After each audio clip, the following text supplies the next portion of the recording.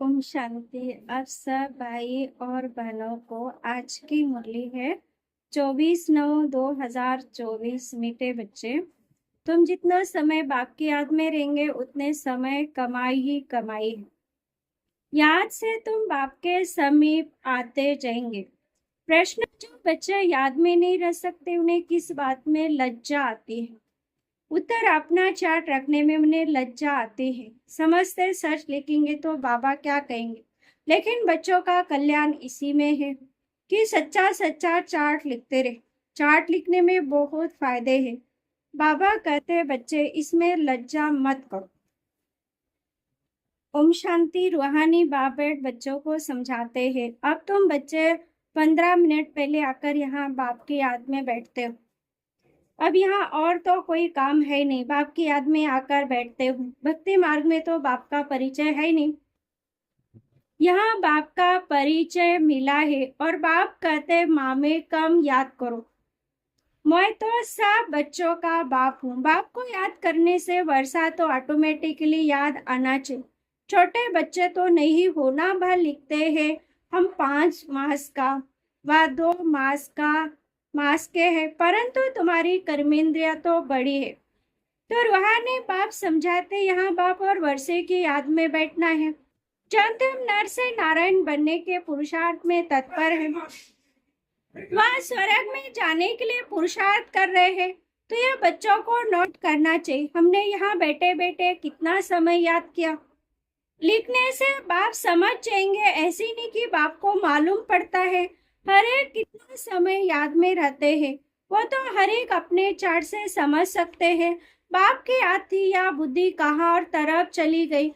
ये भी बुद्धि में अभी बाबा आएंगे तो ये भी याद ठहरी ना, कितना समय याद किया। वह चार्ट में सच लिखेंगे, झूठ लिखने से तो और ही 100 गुना पाप चढ़ेगा और ही नुकसान हो जाएगा। इसलिए सच लिखना है। जितना याद करेंगे उतना विक्रम विनाश होंगे।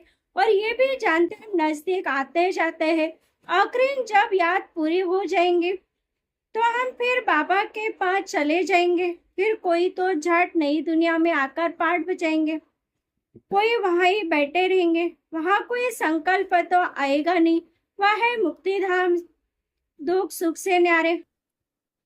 सुखधाम में जाने के लिए अब तुम पुरुषार्थ करते हो। जितना तुम याद करेंगे उतना विक्रम विनाश होंगे। याद का चार्ट रखने से ज्ञान की धारणा भी अच्छी होगी। चार्ट रखने में तो फायदा ही है। बाबा जानते हैं याद में न रहने कारण लिखने में लज्जा आती है। बाबा क्या कहेंगे मुरली में सुना देंगे। बाप कहते इसमें लज्जा की क्या बात है, दिल अंदर हर एक समझ सकते हम याद करते हैं व नहीं। कल्याणकारी बाप तो समझाते हैं, नोट करेंगे तो कल्याण होगा। जब तक बाबा आए उतना समय जो बैठे उसमें याद का चार्ट कितना रहा, कितना फर्क देखना चाहिए। प्यारी चीज को तो बहुत याद किया जाता है। कुमार कुमारी की सगाई होती है तो दिल में एक दो की याद ठहर जाती है, फिर शादी होने से पक्की हो जाती है। बिगड़ देके समझ जाते हमारी सगाई हुई। अभी तुम बच्चे जानते कि शिव बाबा हमारा बेहद का बाप है।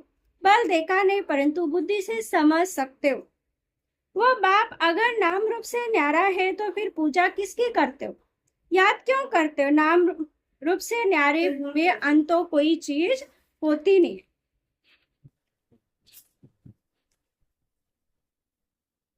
जरूर चीज को देखा जाता है तब वर्णन होता है। आकाश को भी देखते हैं ना, बेअंत कर नहीं सकते। भक्ति मार्ग में भगवान को याद करते हैं, हे भगवान तो बेअंत थोड़ी कहेंगे।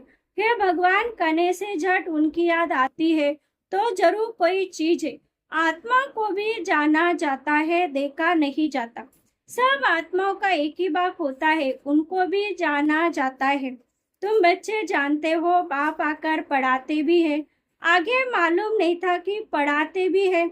श्री कृष्ण का नाम डाल दिया है। श्री कृष्ण तीन आंखों से देखने में आता है, उनके लिए तो बेअंत नाम रूप से न्यारा कह न सके। श्री कृष्ण कभी कहेंगे नहीं माँ में कम याद करो, वह तो सम्मुख है। उनको बाबा भी नहीं कहेंगे। माताएं तो श्री कृष्ण को बच्चा समझ गोद में बिठाती है। जन्माष्टमी पर छोटे श्री कृष्ण को झुलाएंगे, क्या सदैव छोटा ही है? फिर रास विलास भी करते तो जरूर थोड़ा बड़ा हुआ, फिर उनसे बड़ा हुआ, क्या हुआ, कहाँ गया, किसको भी पता नहीं। सदैव छोटा शरीर तो नहीं होगा ना, कुछ भी ख्याल नहीं करते। यह पूजा आदि की रस्म चली आती है, ज्ञान तो कोई में नहीं। दिखाते श्री कृष्ण ने कंसपुरी में जन्म लिया। अब कृष्ण कंसपुरी की तो बात ही नहीं, कोई का विचार नहीं चलता। भक्त लोग तो कहते श्री कृष्ण हजूर हाजिर है। फिर उनको स्नान भी कराते हैं, खिलाते भी। अब वह खाता तो नहीं, रखते मूर्ति के सामने और खुद खा लेते। ये भी भक्ति मार्ग हुआ ना। श्रीनाथ जी पर इतना भोग लगाते हैं, वह तो खाता नहीं, खुद खा जाते हैं। देवियों की पूजा में भी ऐसे करते, खुद ही देवियां बनाते हैं, उनकी पूजा आदि कर फिर डुबो देते हैं। जवरात आदि उतार कर डुबोते हैं। फिर वहां तो बहुत रहते हैं, जिसको जो हाथ में है वो उठा लेते हैं। देवियों देवियों की जास्ती पूजा होती है। लक्ष्मी और दुर्गा दोनों की मूर्ति बनाते हैं। बड़ी मम्मा भी यहाँ बैठी है, यानी ब्रह्मा हमारी बड़ी मम्मा है।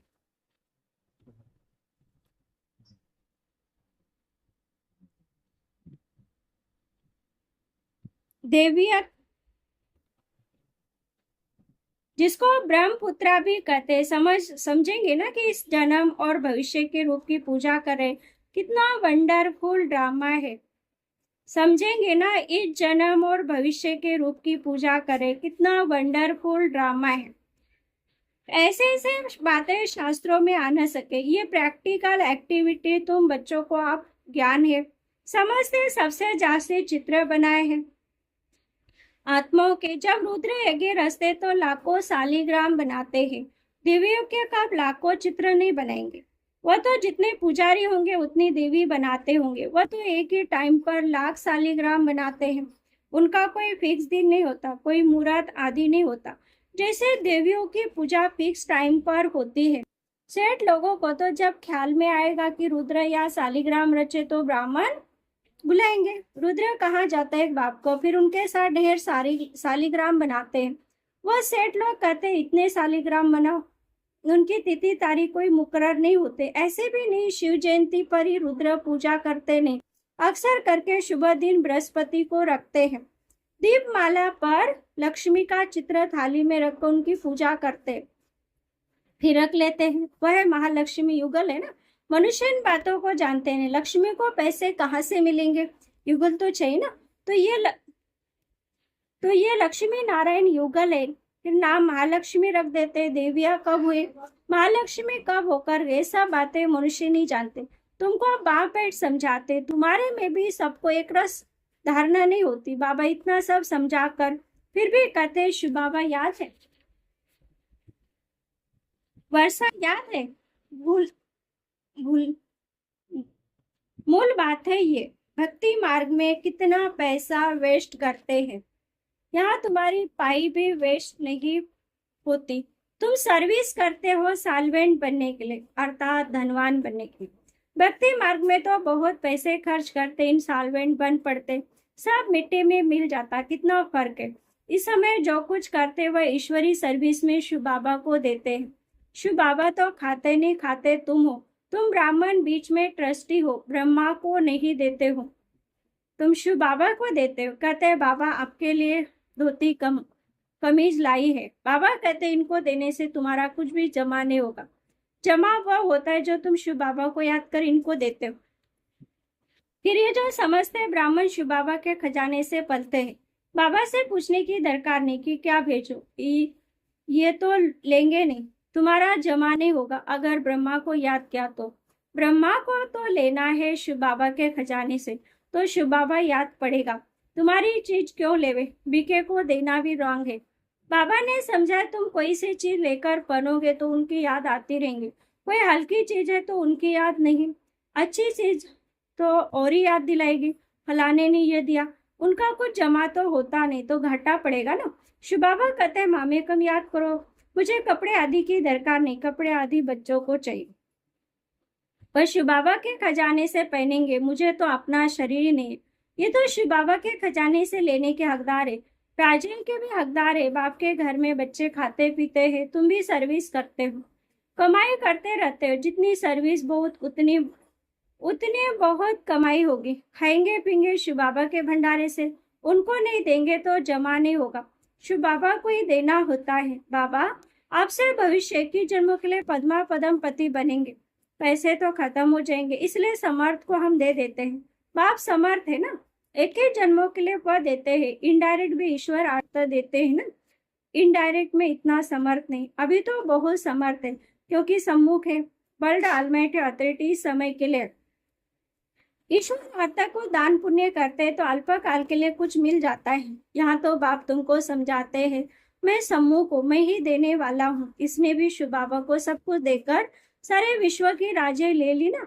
ये भी जानते हैं व्यक्त का ही अव्यक्त रूप में साक्षात्कार होता है। इनमें शिव बाबा आकर बच्चों से बात करते हैं। कभी ये ख्याल नहीं करना चाहिए हम मनुष्य से लेवे, बोलो शिव बाबा के भंडारे में भेज दो, इनको देने से कुछ नहीं मिलेगा और ये घाटा पड़ जाएगा। गरीब होंगे करके 2-4 रुपए की कोई चीज तुमको देंगे, इनसे तो शिव बाबा के भंडारे में डालने से पदम हो जाएगा। अपने को घाटा थोड़ी डालना है। पूजा अक्सर देवियों की होती है क्योंकि तुम देवी खास निमित्त बनती हो ज्ञान देने के। भल गोप भी समझाते हैं, परंतु अक्सर करके तो माता ही ब्राह्मणी बन रास्ता बताती है, इसलिए देवियों का नाम जास्ती थे। देवियों की बहुत पूजा होती है, ये भी तुम बच्चे समझते हो। आधा कल्प हम पूजे थे, पहले फूल पूजे फिर सेमी पूजे, क्योंकि 2 कला कम हो जाते हैं। राम की डिनाइस्टी कहेंगे त्रेता में, वो तो लाखों वर्ष की बात कर देते हैं, उनका कोई हिसाब ही नहीं हो सकता। भक्ति मार्ग वालों की बुद्धि और तुम्हारी बुद्धि में कितना रात दिन का फर्क है। तुम हो ईश्वर की बुद्धि, वह है रावण की बुद्धि। तुम्हारी बुद्धि में यह सारा चक्र ही 5000 वर्ष का है जो फिरता रहता है। जो रात में है वह कहते लाखों वर्ष, जो दिन में वह कहते 5000 वर्ष। आधा कल्पा भक्ति मार्ग में तुमने असत्य बातें सुनी, सतयुग में ऐसी बातें होती नहीं, वहां तो वर्षा मिलता है। अब तुमको डायरेक्ट मत मिलती है। श्रीमद भगवत गीता है ना, और कोई शास्त्र पर श्रीमद नाम है नहीं। हर 5000 वर्ष के बाद ये पुरुषोत्तम संगम युग गीता का युग आता है। लाखों वर्ष की तो बात हो नहीं सकती। कभी भी कोई आए तो ले जाओ संगम पर। बेहद के बाप ने रचयिता अर्थात अपना रचना का सारा परिचय दिया, फिर भी कहते हैं अच्छा बाप को याद करो, और कुछ धारणा नहीं कर सकते वो तो अपने को आत्मा समझ बाप को याद करो। पवित्र तो बनना ही है। बाप से वर्षा लेते हो तो देवी गुण भी धारण करने। अच्छा मीठे मीठे सिकलिदी बच्चों प्रति माता पिता बाप दादा का याद प्यार और गुड मॉर्निंग। रूहानी बाप की रूहानी बच्चों को नमस्ते। हम रूहानी बच्चों की रूहानी माता पिता बाप दादा को याद प्यार गुड मॉर्निंग और नमस्ते नमस्ते नमस्ते। धारणा के लिए मुख्य सार पहली पॉइंट है, 21 जन्मों के लिए पद्मों की कमाई जमा करने के लिए डायरेक्ट ईश्वरीय सेवा में सब कुछ सफल करना है। ट्रस्टी बन शिव बाबा के नाम पर सेवा करने। दूसरा, याद में जितना समय बैठते हैं उतना समय बुद्धि कहाँ गई ये चेक करना है। अपना सच्चा सच्चा पोता में रखना है। नर से नारायण बनने के लिए बाप और वर्षे की याद में रहना है। वरदान, विस्मृति की दुनिया से निकल, स्मृति स्वरूप रह। हीरो पाठ बजाने वाले विशेष आत्मा में स्मृति की संगम पर हम ब्राह्मण हैं, ईश्वर के बच्चे। फिर स्मृति है कि हम आने वाले दुनिया में देवता है। ये संगम युग स्मृति का युग है और कलयुग विस्मृति का युग है। आप सब विस्मृति की दुनिया से निकल गए। स्मृति स्वरूप है वही हीरो पाठ बजाने वाली विशेष आत्माएं। इस समय डबल हीरो हो, एक हीरे समान वेल्यूबुल बने, दूसरा हीरो पाठ है। तो यही दिल का गीत सदा बजता रहे कि वह मेरा श्रेष्ठ भाग्य। जैसे देह का ऑक्यूपेशन याद रहता है, ऐसे अविनाशी ऑक्यूपेशन की मैं श्रेष्ठ आत्मा याद रहे तब कहेंगे विशेष आत्मा। स्लोगन, हिम्मत का पहला कदम आगे बढ़ाओ तो बाप की संपूर्ण मदद मिले। हिम्मत बच्चे, मदद बाप। ओम शांति।